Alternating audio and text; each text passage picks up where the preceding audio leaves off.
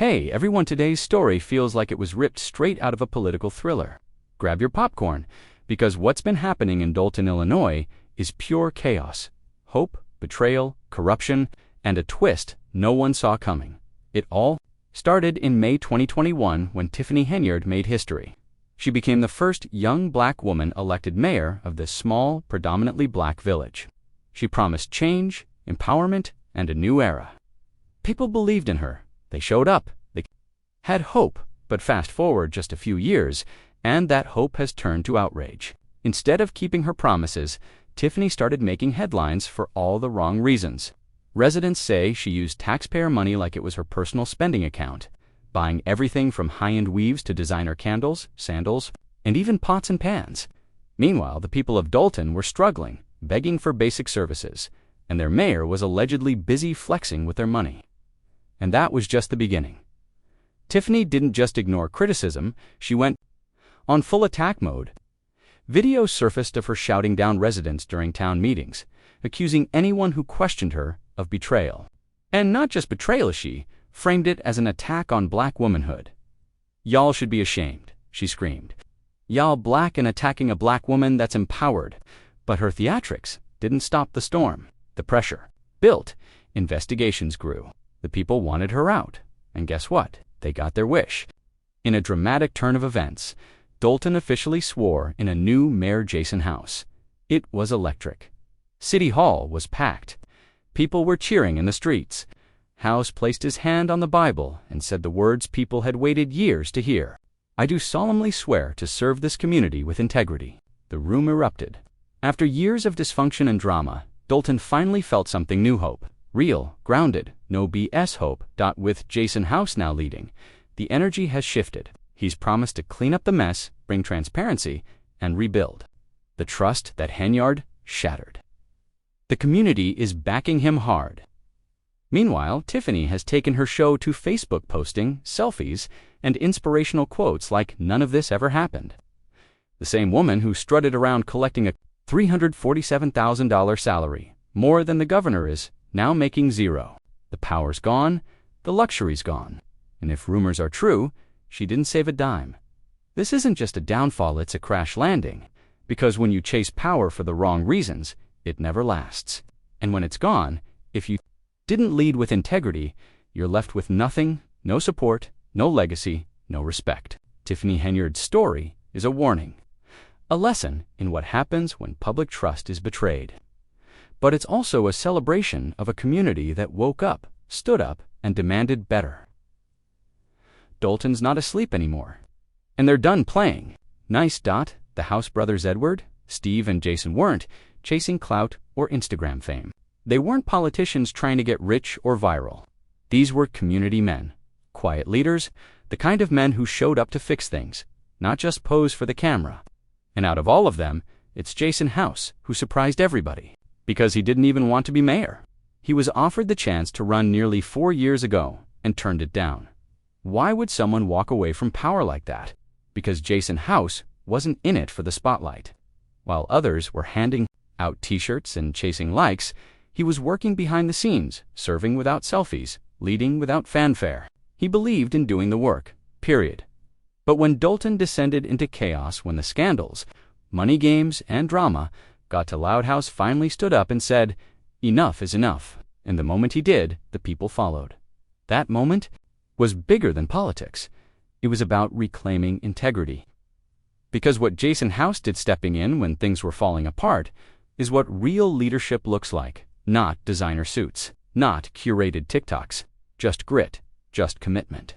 And yeah, there are still people trying to spin it, saying they just didn't want to give a black woman a chance. That excuse might sound slick, but let's be honest, it misses the whole point. Yes, identity does matter. Being a black woman, a black man, a single mom, those identities carry weight and history. They break barriers, they inspire. But identity alone won't keep you in that seat. What keeps you there is integrity. It's discipline. It's remembering who you serve. Dolton didn't fall apart because of Tiffany Henyard's identity. It collapsed under her leadership or lack of it. The people didn't turn on her. She turned on them. Cities like Dolton, Atlanta, Montgomery, and Jackson have deep Black roots. These communities were built by generations who fought for the very power some of these leaders now take for granted. And yes, in these places, being Black can open doors. But once you're inside, you better walk the talk. Too many get in, start flexing, and forget the mission. They start chasing celebrity over service, and that's when the downfall begins. From Sacramento, California, and, unless you're in LA or Oakland, upward mobility for us is a grind. That's why so many of us dream about places like Detroit or Atlanta. We imagine Black leaders lifting us up, creating change. But that dream only works when those leaders respect the role they've been given. Too often, we elect people who treat these roles like side hustles. Power becomes a game, and our people get left in the rubble. We've got to flip the script. Leadership is not a flex, it's a mission. And the moment you forget that, you're not just failing your community or betraying it. Dolton is the latest example. But it won't be the last unless we start demanding more integrity, more discipline, more accountability. Because if we keep electing people based on charisma instead of character, we'll keep living through these same tragic stories. This ain't just about Tiffany Henyard. This is about what happens everywhere when power is abused. Because when someone says, "Trust me," and we do want, then they burn that trust. They don't just lose an election, they lose everything. The community, the legacy, the respect. And all they're left with are old Facebook memories and faded Instagram posts. The spotlight turns toxic. The clout disappears. And reality hits hard. But here's the flip side. When leaders do it right, when they stay grounded, keep their ego in check, and serve with purpose, it blesses everybody. It builds legacies.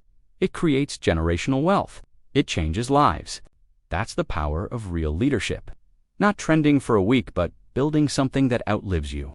That only happens when you stay humble, stay focused, and remember why you were chosen in the first place. Because the moment you start thinking you're above the people who helped you rise, that's when the fall begins. That's when the floor cracks beneath you. That's when the mask comes off and everyone sees the truth. And in Dolton, the truth hit hard. But thanks to Jason House, that town is waking up. Because he didn't chase the throne. He earned it. And that's what makes all the difference. When it all comes crashing down, the fall is brutal, no warning.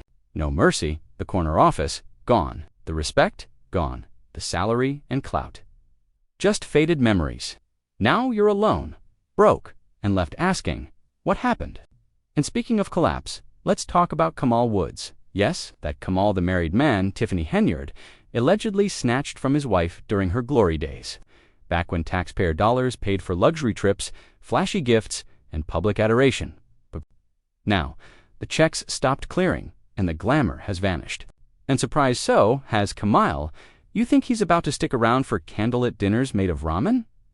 Absolutely not. That man is vanishing faster than a TikTok trend, because let's be honest, he wasn't in it for love. He was in it for the lifestyle, the access, the shine. And now that the spotlight's off, so is he. Because when the power disappears, the parasites scatter. Tiffany isn't just unemployed, she's unsupported, dumped, and out of time. This isn't just a fall from grace, it's a collapse of her own making. That's what happens when you treat leadership like a hustle instead of a mission.